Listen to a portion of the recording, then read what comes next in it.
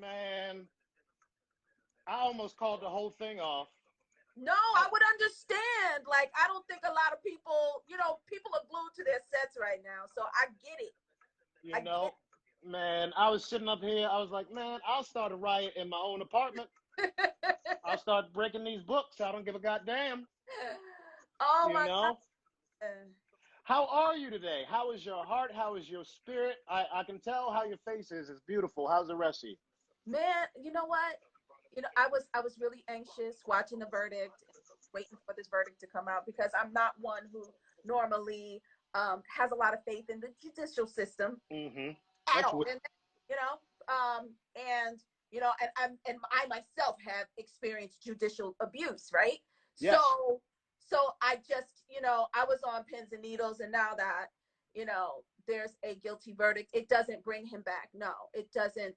It's not good for I mean, the family is in pain, but there's some justice for them. And I was just watching the president and Vice President Kamala Harris calling the family after the verdict, and I thought it's just so, it's like a relief. So I'm kind of excited. I know Yeah. we'll talk about other stuff, but No, look, I'll tell you this. When I first started this show, it wasn't just for entertainment. It was because it was when the George Floyd thing happened in the first place. So this is actually more poignant than you think it is. I started this because I had no idea what I wanted to do or how to talk, but I know a bunch of industry people and I know a bunch of colored folk. You know what I mean? And so I was about to get offended because your ass hasn't invited me yet. first of all, You want stuff, okay? I was like, I got to get my shit together before I can invite you on the show. I got a whole new mic. Okay, I brought in a whole new mic.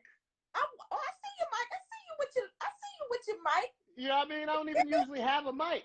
It's You all know what I mean? and stuff. I had to step it up. You know what I mean? I went and got me a mic.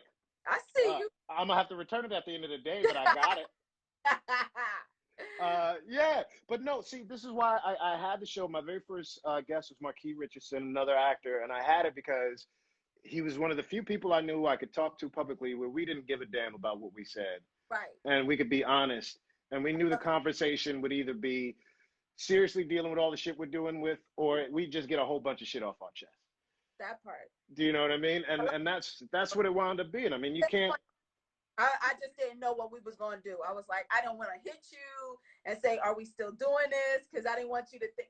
I'm just, I'm happy the way things have turned out, and that justice is being served. And, you know, I'm glad we're on still. I'm glad we're still on here, Malcolm. I'm very glad. Do you wear this makeup for every case of police brutality or just for No, this? no, not at all. See, because earlier I had to do Tamron Hall show, which is, Oh, and oh. then it just so happens that I had to get on here with you. So I love that you did. I love that you pulled double duty. This is why you the realest in the game. This is why you in the realest in the game. Because you were like, let me check on your little IG show after this Tamron Hall thing. I oh, love no, and I love no, because you could have did it like this. How you know somebody don't respect you? You do it like an older black woman. They'll do this. They'll tell you like, oh, you got your little show. They put little in front of everything. They'll be like, oh, you and your little wife. oh, I like your little mic. This is Yeah, good. little mic thing I got going on here. Yeah, You got your hair braided and everything. That's good. That's cool being on a black talk show. They appreciate that shit. they do, and a shade down. You can see the root. You can see the root all up in here. Let me tell you this. How do you keep your style? And this is a weird segue to go from, Ah, but that's what? the fun of it.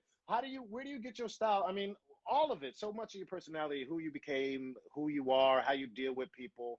Where do you get? Is that the Oklahoma background or is that the No, no, no. Jersey I was background? born in Oklahoma, but I was raised in Jersey since I was 3. So I'm from Jersey.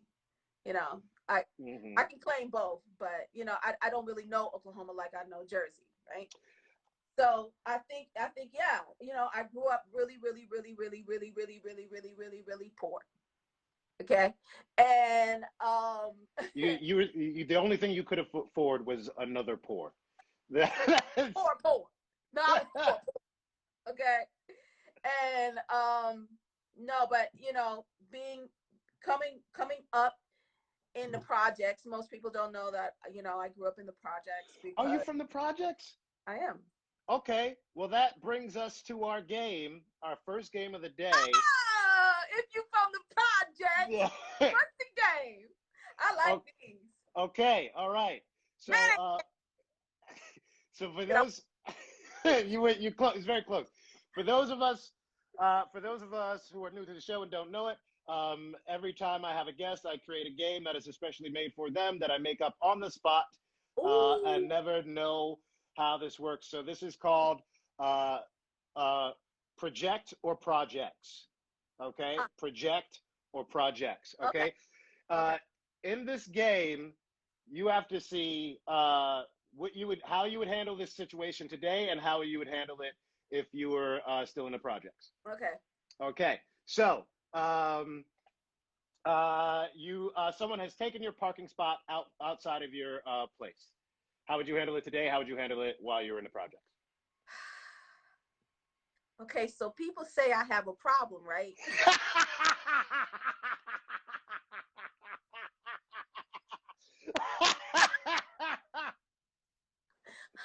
And I'm getting better. I'm really working on that.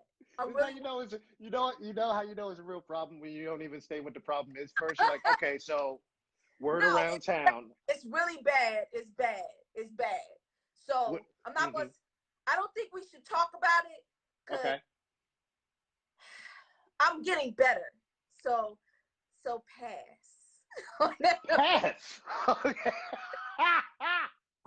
I got to pass on that. I didn't know that was an option in this particular game.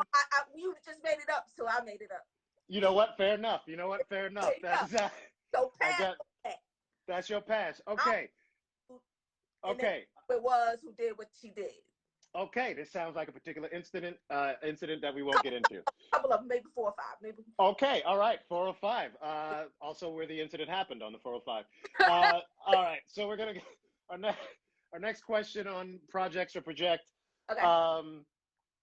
You are hungry and you have no money for the rest of the day. How do you handle it? Where do you get food? Where do I get food? Oh no, you just go to your friend's house, right? You just go to your auntie's house. You go to your friend's house. And you get some food. Like I do that now. What do we talk about here? There we go. Okay. Yeah. Those things. Surprise if I knock on your door. Okay. See, if we were going with how my cousin handled things when he was younger, he would tell me the story about how his boy would be hungry, but he would have a little food, but he didn't want him to feel weird, so they'd rob people together, like out of empathy. Like he'd help him rob because just so he wouldn't be alone. That's so stupid. So he wouldn't. So I'm gonna break the law. No, here's the thing. Like, nah, I can't break the law though. That's one thing that I couldn't do. Like, I just, you know, because I feel like I'm gonna get caught and it wouldn't end up well for me. So okay. I was never that girl who would like break the law. Plus, you know, my brothers did enough, and I just tell on them. Okay, there we go. And I'm telling the cops. And you okay. Okay. They knew not to tell me shit. Okay. Great. And then our last question for project the projects. If you wanted a nice night out on a town, where would you go? Oh my God. If this is project days of the day, would we? And this is also, all of this is fabricated because we can't go anywhere now, hardly. True. So where did Tisha Campbell go if she wants a nice out tonight? Where did Tisha Campbell go when she was going? You will go to Peppermint Lounge in East Orange, New Jersey. The Peppermint Lounge. Okay. Kids know about the Peppermint Lounge too, because you know they had, you know, it was one of the roughest, next to the Apollo, one of the roughest like crowds that you could have. So the Peppermint Lounge, I used to perform there too. Where did you perform? Huh? Where did you perform? Wow. I used to sing there when I was little, but they had some good smothered chicken too. on the other side of the building. But anyway, so you go to the Peppermint Lounge. That's where you would head to. Okay. Now, how young were you when you first started singing? I was 3 when I first started singing in schools, churches. Oh, and in the projects. So, okay. So in the projects, they would have, you know, these summer programs. This is pre-Reagan. Okay. Okay. So you know where we are. So it's pre-Reagan. And they would build stages in the middle of the projects, right? And so all the local acts would perform. And I was one of the local acts. I would just get up there and they would have like straight, like you know, bands and stuff, like huge. And so I became like, you know, people started knowing me from the local acts. And then by the time I was like 5 years old, 2 things happened. The first thing happened was, and I know he was just, you know, campaigning and everything, but Jimmy Carter came to Newark, New Jersey. That's where I'm from. Okay. Jersey. Okay. So Jimmy Carter came and they asked me to perform right before he walked up. So I sang God Bless the Child. And so after I get off the stage, I'm 5. So Jimmy and his, you know, the Secret Service are passing by me and he stops everything. He turns to me and he pats me on my head and he goes, "That was so good. Very proud of you. I'm very, very proud of you." And then he goes up on stage. And I was looking at him like this. Jimmy Carter cares about Black people and Puerto Rican people. That's what I said. Because it was nothing but us, right? And I was like, Yeah. he cares about poor people. And ever since then, y'all can't say nothing about no Jimmy Carter around me.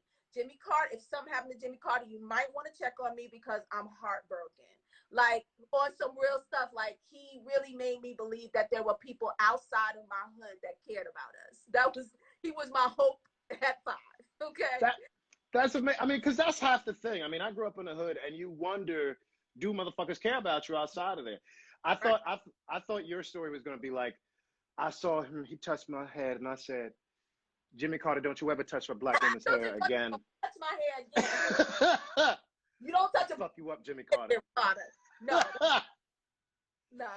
But and the second thing that happened, again, when I was 5 years old, we didn't have a color television that worked. And so Did you have the pliers? Did you have the pliers on the thing, or what did you have? At the big television, which was color, then we had the little 13-inch on top of it with the rabbit ears, the hanger for rabbit ears. What was that about? Why do we have TVs on top of another TV? Thought that would work. What was that about? Because it never worked, right? And then you just move the antennas on the top TV? Yeah. You know, just hanging everywhere, right? Okay, so I heard about a contest that they were holding in New Jersey and in Newark, and the second prize was a color television. I was like, please, mommy, let me enter this contest, please. She was like, okay. So we entered the contest. I didn't win the color television. I won the card, the first prize. And I was pissed and I was mad, and for a couple of reasons. One, they put the keys in my hand, and I'm like, why are they giving a 5-year-old like a car key? Then I see my little brother eating my Cheetos. So I throw the keys down and I go to kill my brother. And so right before I got to his neck, they snatched me back. It was like, you want a car? And then I saw my mom crying and I saw my dad like jumping up and down. I was like, oh, I can help people.